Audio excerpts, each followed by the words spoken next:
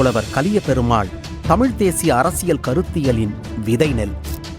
அவரது வீரஞ்செறிந்த புரட்சிகர போராட்ட வரலாற்றை நினைவு கூறுவது அவ்வளவு எளிதான காரியமன்று. ஏனெனில் அவர் தான் விரித்துக் கொண்ட புரட்சிகர கொள்கைக்காக ஒட்டுமொத்த குடும்பத்தையே வேள்வி தீயில் முன்னிறுத்தி போராடிய நிகரற்ற புரட்சிகர போராளி ஆவார். அவரது தன்னலமற்ற தியாக வரலாற்றை வரும் தலைமுறை பிள்ளைகளுக்கு கடுகளவேனும் கடத்த வேண்டியதன் அவசியம் கருதியே இக்காணொளி உருவாக்கப்பட்டுள்ளது. புலவர் கலிய பெருமாள் தமிழ் மண்ணின் தனித்துவமிக்க புரட்சியாளர். பகுத்தறிவு, வர்க்க விடுதலை, சாதி ஒழிப்பு, விவசாயிகள் போராட்டம், தொழிலாளர் போராட்டம், மாணவர்கள் போராட்டம், தமிழீழ விடுதலை போராட்டம் மற்றும் தமிழ் மொழி பாதுகாப்பு போராட்டம் என தம் வாழ்வின் பெரும் பகுதியை போராட்டக் களத்திற்கு தாரை வார்த்து கொடுத்த பெருந்தகையாளர்.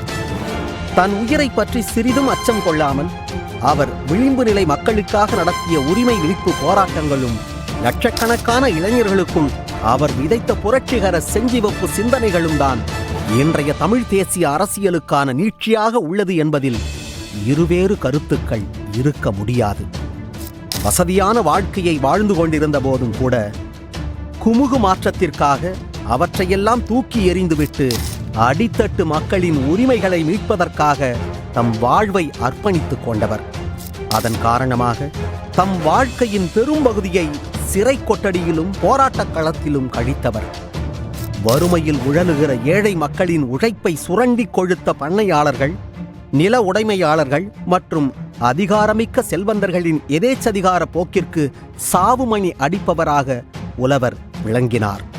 அதனால் ஆட்சியாளர்களும் அதிகார வர்க்கத்தினரும் அவரை தீவிரவாதி என்றும் நக்சல் பாரி என்றும் கருஞ்சட்டை கலகக்காரர் என்றும் சித்தரித்து மக்களிடமிருந்து பிரிக்க முற்பட்டனர்.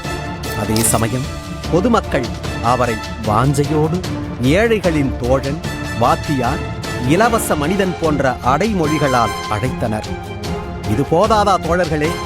அவர் எப்படிப்பட்டவர் என்பதை நமக்கு உணர்த்துவதற்கு புலவர் கலிய பெருமாள் 1924ஆம் ஆண்டு மார்ச் மாதம் 4ஆம் நாள் அன்று பிறந்தார். சிறு குழந்தை பிராயத்திலேயே தாயை இழந்த காரணத்தால் ஊரில் இருந்த தாய்மார்கள் எல்லாம் தங்களது குழந்தையைப் போல் பாவித்து சோறூட்டி வளர்த்தனர். இப்படி பல தாய்மார்கள் அவரை வளர்த்த காரணத்தால் அவர் மனதுக்குள், இந்த மக்களுக்காக நீ என்ன செய்ய போகிறாய் என்ற கேள்வி அவரை துரத்திக் கொண்டே இருந்தது. 6 கல்லூரியில் பார்ப்பன மாணவர்கள் உள்ள விடுதியில் பிற மாணவர்கள் நுழையக்கூடாது என்ற கட்டுப்பாடுகள் இருந்து வந்தன.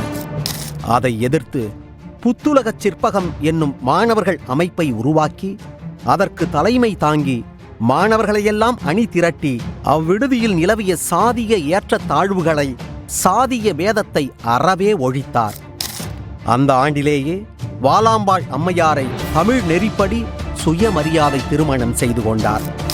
இயல்பாகவே அவருக்குள் இருந்த புரட்சிகர அரசியல் சிந்தனை, குமுக மாற்றம் மற்றும் மக்கள் பணி போன்ற செயல்பாடுகளுக்கு ஆசிரியர் பணி மிக பெரும் இடையூறாக இருக்கும் என்பதை உணர்ந்தார்.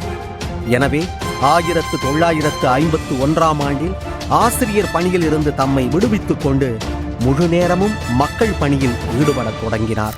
வேளாண் தொழிலாளிகள் நடத்திய உரிமை மீட்பு போராட்டத்தில் கலந்து கொண்ட இரணியன், சிவராமன், களப்பால் குப்பு போன்ற மிக முக்கியமான தோழர்களை காவல்துறையினர் ஈவிரக்கமின்றி சுட்டுக் கொலை செய்தனர்.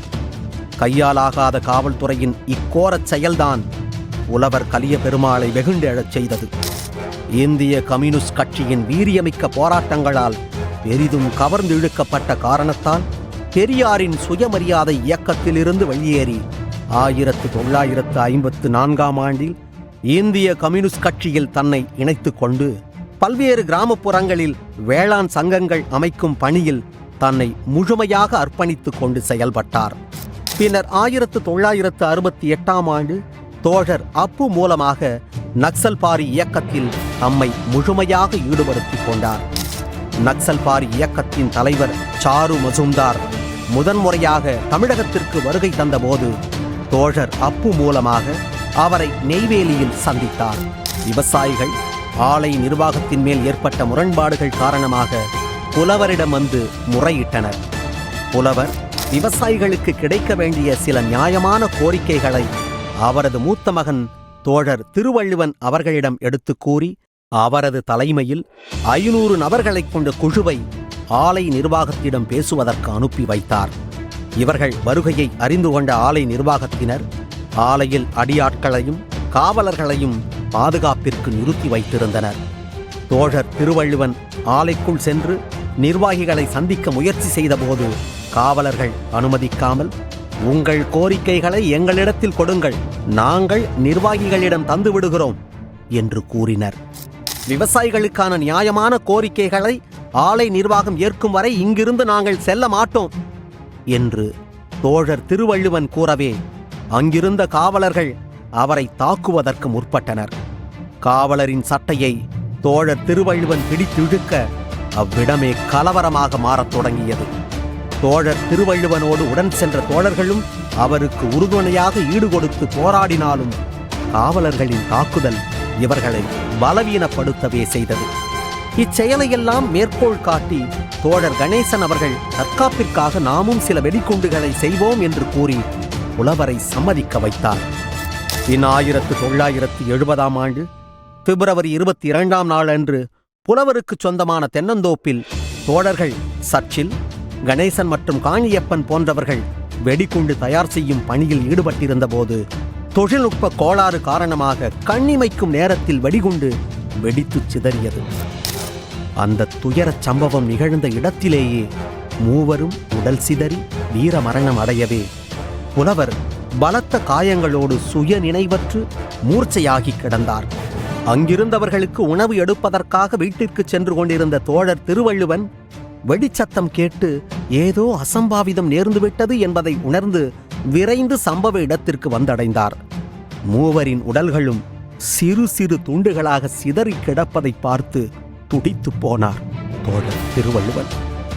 சிறிது நேரத்தில் தன்னை ஆசுவாசப்படுத்திக் கொண்ட அவர் மூவரது உடல்களையும் குழி தோண்டி கரும்பு காட்டிற்குள்ளேயே புதைத்தார்.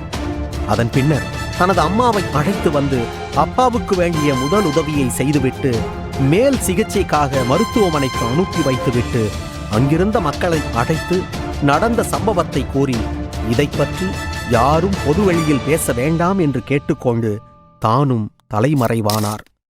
சில மைல் தூரத்திலேயே காவல் நிலையம் இருந்ததால் வெடிகுண்டு சத்தம் காவல்துறையால் மோப்பம் பிடிக்கப்பட்டது. பொய்யாக புனையப்பட்ட வழக்கின் விசாரணைக்காக விருதாச்சலம் நீதிமன்றத்தில் ஏராளமான ஆயுதப்படை காவலர் புடைசூழ புலவர் அழைத்து வரப்பட்டார்.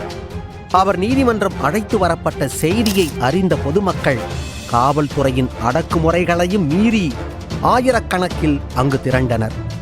இவ்வழக்கே பொய் வழக்கு என்று நிரூபிக்க தேவையான சாட்சியங்கள் பல இருந்ததால் வழக்கை எடுத்து நடத்தலாம் என்று பலர் கூறியும் புலவர் அதை மறுத்துவிட்டார்.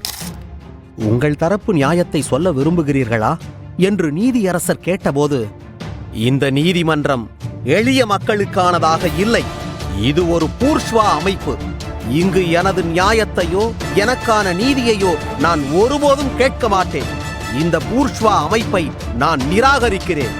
இதன் மூலமாக உங்களுக்கு நான் தண்டனை தருகிறேன் என்று கூறி நீதிமன்ற விசாரணையை நிராகரித்தார். இதன் விளைவாக புலவருக்கும் அவரது மூத்த மகன் திருவள்ளுவனுக்கும் மரண தண்டனை விதிக்கப்பட்டது. மற்றவர்களுக்கு ஆயுள் தண்டனை விதிக்கப்பட்டது. தண்டனை குறைப்பிற்காக குடியரசுத் தலைவருக்கு கருணை மனு அனுப்புமாறு பலர் கூறியும் கூட புலவரும் தோழர் திருவள்ளுவனும் அதனை மறுத்துவிட்டனர். கடும் சிறை சித்திரவதைகளையும் சொல்லொணா கொடுமைகளையும் இன்முகத்தோடு ஏற்றுக்கொண்டனர். சிறையில் உள்ள சிறை கைதிகளின் உரிமைக்காக பல போராட்டங்களை இருவரும் மேற்கொண்டனர். அப்படி ஒரு போராட்டத்தின் போது திருவள்ளுவன் மிகவும் மோசமாக தாக்கப்பட்டு இரத்த வெள்ளத்தில் கிடந்ததை பார்த்த தோழர்கள் புலவரிடம் தோழர் திருவள்ளுவன் இறந்திருக்க கூடும் என்று சொல்கின்றனர். புரட்சிகர பயணத்தில் முதல் பலி எனது பிள்ளை என்றால் அது எனக்கு மகிழ்ச்சியே என்று சொன்ன அம்மனிதனின் கொள்கை பிடிப்பை என்னவென்று சொல்வது? சிறையில் புலவரை சந்திக்க வந்த அவர் மனைவி வீடுகள் சீல் வைக்கப்பட்டதையும் நிலங்கள் சூறையாடப்பட்டதையும் பெண் பிள்ளைகள் பாதுகாப்பற்று இருப்பதையும் காவலர்கள் எப்பொழுதும் உடன் சூழ்ந்திருந்ததால் பெண் பிள்ளைகளின் கற்புக்கு பாதுகாப்பு இல்லை என்றும் கூறி கதறி அழுதபோது வங்காளத்தில் போர் நடந்தபோது ஆயிரக்கணக்கான பிள்ளைகள் கற்பழிக்கப்பட்டனர். அதில் 3 பிள்ளைகள் நம் பெண் பிள்ளைகள் என்று நினைத்துக்கொள் என்று சொன்ன புலவரின் நெஞ்சுரத்தை என்னவென்று சொல்வது? இந்திய கம்யூனிஸ்ட் கட்சியின் தலைவர் தோழர் கல்யாண சுந்தரம் பெண்ணாடம் விவசாயிகள் சங்க மாநாட்டிற்கு வந்திருந்த போது பெண்ணாடம் பகுதியின் கட்சி பொறுப்பில் இருந்த தோழர் ரெங்கசாமி பிள்ளை மூலமாக புலவர் வீடு பூட்டி சீல் வைக்கப்பட்டிருப்பதும் அவரின் நிலத்தில் பயிரிடப்பட்டிருந்தவற்றையெல்லாம் காவல்துறை அழித்துவிட்டனர் என்றும் அவரின் 3 பெண் பிள்ளைகளும் நிர்கதியாக உள்ளனர் என்றும் கூறினார். மாநாட்டிற்கு வந்திருந்த மக்களும் தோழர் கல்யாண சுந்தரத்தை பார்த்து காவல்துறையின் அக்கிரமங்களை எடுத்து கூறி இதற்கொரு முடிவு கட்ட வேண்டும் என்று கோரிக்கை வைத்தனர். தோழர் கல்யாண சுந்தரம் மாநாட்டு உரையின் போது, இந்த அநீதிக்கு முற்றுப்புள்ளி வைக்க வேண்டும். அனைத்து மக்களும் கலிய பெருமாளின் கிராமத்திற்கு செல்லுங்கள். அவரின் நிலங்களை உழவு செய்து பயிரிடுங்கள். ஊட்டப்பட்ட வீட்டை திறந்து அவரின் பெண் பிள்ளைகளிடம் கொடுங்கள். இந்த உரிமை போராட்டத்தில் உங்களுக்கு உறுதுணையாக இருந்து உங்களை பாதுகாப்பது என் கடமை என்று தோழர் வாக்குறுதி கொடுத்தார். இதன் பின்னர் நடந்த நிகழ்வுகள் புலவரை நெகிழ்ச்சியின் உச்சத்திற்கே கொண்டு சென்றது. சுற்று வட்டாரத்தில் உள்ள பல கிராம மக்கள் அணி திரண்டு வந்து தங்களுக்குள்ளாகவே கிராமம் வாரியாக ஒவ்வொரு வேலைக்கும் ஒரு குழுவை அமைத்துக் கொண்டு புலவரின் நிலத்தில் பயிரிட்டு அவற்றை அறுவடை செய்து புலவரின் குடும்பத்தை பாதுகாத்து வந்தனர். புலவர் சென்னை மத்திய சிறையில் இருந்த காலத்தில் விடுதலை புலிகள் இயக்கத்தின் தலைவர் பிரபாகரனோடு புலவருக்கும் வள்ளுவனுக்கும் ஆழ்ந்த நட்பு உருவானது. பிரபாகரன் தமிழீழம் சென்ற பிறகு புலவர் கலிய பெருமாளை பற்றி நினைவு கூறுகையில், தான் சந்தித்த தமிழக தலைவர்களிலேயே நேர்மையான தலைவர் புலவர் கலிய பெருமாள் என்று புகழாரம் சூட்டினார். தோழர் திருவள்ளுவன் அகிலா திருமணத்திலும் இவர்களுக்கிடையிலான நட்பின் காரணமாக பிரபாகரன் அவர்களும் உமா மகேஸ்வரன் என்ற முகுந்தன் அவர்களும் கலந்து கொண்டனர். பெருஞ்சித்திரனார் இவர்களது திருமணத்தை மேற்கோள் காட்டியே, திருமணம் என்பது புரட்சிக்கு எப்பொழுதும் ஒரு தடையாக இருக்காது என்பதை சொல்லி முகுந்தன் அகிலேஸ்வரியையும் பிரபாகரன் மதிவதனியையும் திருமணம் செய்து கொள்ளும்படி கூறினார். தூக்கு தண்டனை கைதியாக இருந்த புலவர் மற்றும் தோழர் திருவள்ளுவன் இருவரும் பத்திரிகையாளர் கன்ஷியாம் பர்தேஷ் மற்றும் தோழர் SV ராஜதுரை ஆகியோரின் முயற்சியால் உச்சநீதிமன்றத்தில் வழக்கு தொடுக்கப்பட்டது. வழக்கை விசாரித்த நீதியரசர்கள் RN பகவதி மற்றும் VR கிருஷ்ணய்யர் ஆகியோர் வழக்கின் உண்மை தன்மையை உணர்ந்து கொண்டு இவ்வழக்கில் சம்பந்தப்பட்ட சிறை கைதிகள் அனைவருக்கும் மனிதாபிமானத்துடன் விடுதலை செய்ய வேண்டும் என்று தமிழக அரசிற்கு உத்தரவிட்டனர். என்னை பொறுத்தமட்டில் எனது வாழ்வில் எத்தனையோ அடக்குமுறைகளையும் சித்திரவதைகளையும் எதிர்கொண்டுள்ளேன். தூக்குமரத்தின் நிழலிலிருந்து ஒருவாறு தப்பித்துள்ளேன். எனது அரசியல் பணிகளுக்காக எனது குடும்பமே தாங்க முடியாத கொடுமைகளையெல்லாம் சந்தித்துள்ளது. ஒரு புரட்சியாளர் என்ற முறையில் இவற்றை நான் சாதாரணமாகவே கருதுகிறேன். மரணம் என்பது சாதாரணமானதுதான். அந்த மரணம் இறுதியாக என்னை அணைக்கும் நாள் வரை தமிழ் இனத்தின் விடுதலைக்காக, தமிழ் மொழியின் ஏற்றத்திற்காக, மக்களின் சனநாயக உரிமைகளுக்காக, மனித உரிமைகளுக்காக தொடர்ந்து போராடுவதையே எனது லட்சியமாக நான் பிரகடனப்படுத்துகிறேன் என்ற புலவரின் கூற்றில் இருந்தே நாம் அறிந்து கொள்ளலாம் அவர் எத்தகைய மனிதநேயம் கொண்ட மகத்தான மனிதராக வாழ்ந்திருக்கிறார் என்பதை. 2007ஆம் ஆண்டு மே 16ஆம் நாள் அன்று தனது போராட்ட வாழ்க்கையை புலவர் முடித்துக் கொண்டார். புலவர் மரணமடைந்த செய்தியை அறிந்து கொண்ட தேசிய தலைவர் பிரபாகரன் புலிகளின் வானொலியில் இரங்கல் அறிவிப்பை தெரிவித்தார். அதில், தமிழீழம் விடுதலை அடைந்தவுடன் தமிழகத்தில் நான் முதலில் வந்து பார்க்க விரும்பும் இடம் புலவர் கலிய பெருமாளின் கல்லறை என்று குறிப்பிட்டார். வரலாற்றை நிர்ணயிப்பது மக்களே தவிர ஆயுதங்கள் அல்ல என்று சொன்ன புலவரே இன்று நமக்கான வரலாறாக, வழிகாட்டியாக மாறியுள்ளார். மக்களுக்காகவும் மண் உரிமைக்காகவும் போராடுகிறவர்களுக்கு என்றும் மரணமில்லை. அவ்வகையில் புலவர் கலிய பெருமாள் எளிய மக்களின் துணையோடு மரணத்தை வென்ற மகத்தான புரட்சியாளராக மிளிர்கிறார்.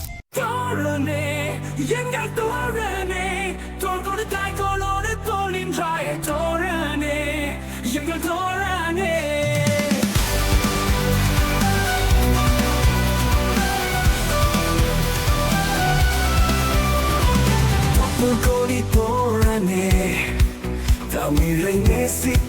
தலைமகனே, தமிழ் தேசியத்தின் விதை மகனே.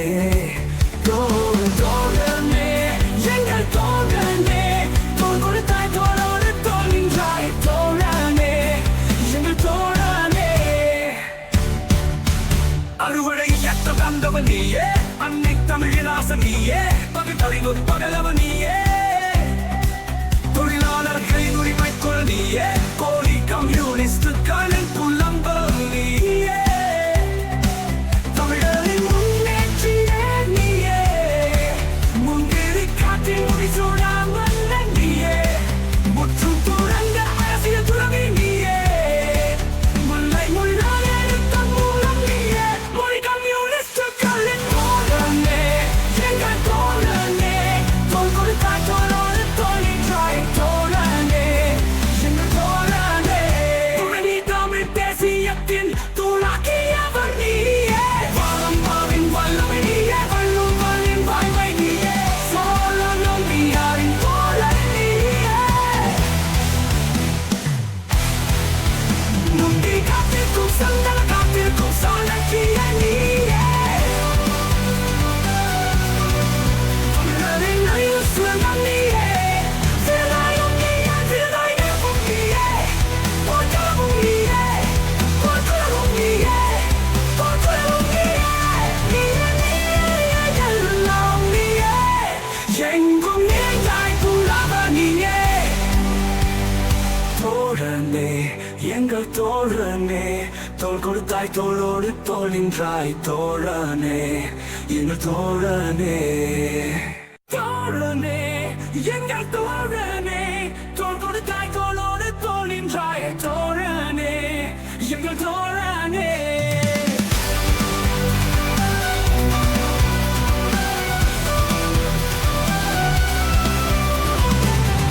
கொடி தோழனே, தமிழை நேசித்த தலைமகனே, தமிழ் தேசியத்தின் விதை மகனே.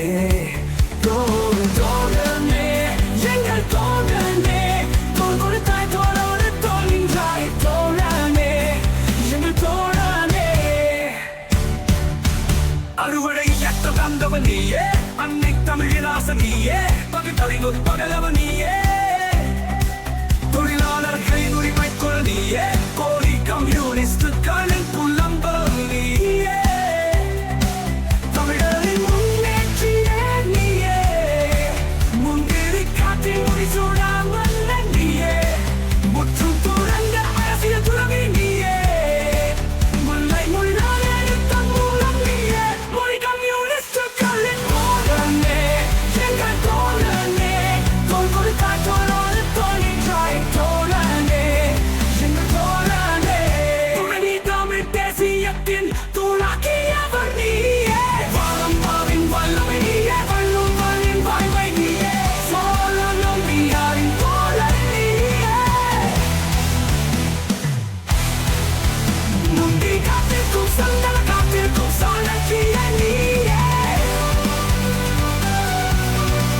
தமிழரின் அழிவு சுரங்கம் நீயே, விளையும் நீயே, விளை நெருப்பும் நீயே, போர்க்களமும் நீயே, போர்க்குளமும் நீயே, போர்க்குளமும் நீயே, நீயே, நீயே, எல்லாம் நீயே, எங்கும் நிறைந்தாய் புலவ நீயே.